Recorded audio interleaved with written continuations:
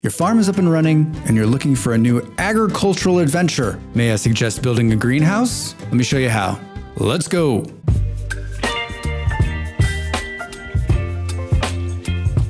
A greenhouse is a mid-game building. It's not something you'll build right away, and I think it's more of a luxury than anything else. You can see I've laid out a simple greenhouse here. I think the thing to remember is it needs to be 7 by 7 by 7. Everything needs to be solid blocks. I've added holes for water. You don't have to. Completely up to you. I'm lazy. I don't like to water, so that's why I've done it.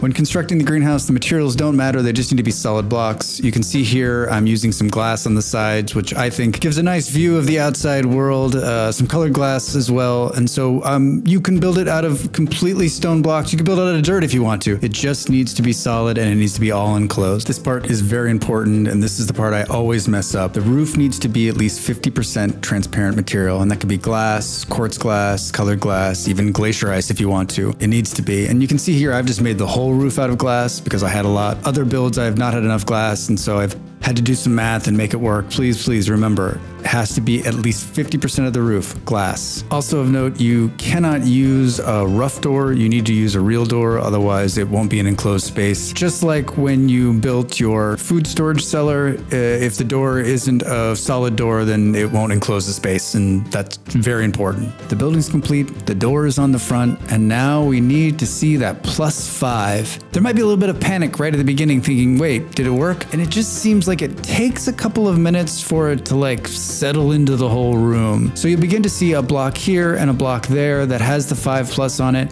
but I'm telling you, if you've done it right, once you see one, it'll just take some time for the rest of them to fill in. And then you're ready to plant. The world is your oyster in this greenhouse. You can plant any of the seeds you find. I find it easier to plant per the season. I've picked carrots, spelt, and rice. I like rice because it's really resilient to heat, and you can plant it when it's warm, and it does really well in the greenhouse. Carrots are good, I think, coming out of the winter because they're good for the cold, and spelt sort of in the middle, right? I think it's something that you need to experiment with, and that you need to just sort of get a rhythm for yourself on what you want to plant and what season you want to plant to get out there and enjoy your new greenhouse, huh? Here's a little tip I found by accident. You need some light in here, right? I think the easiest way to light this is by putting oil lamps in the water. It lights everything.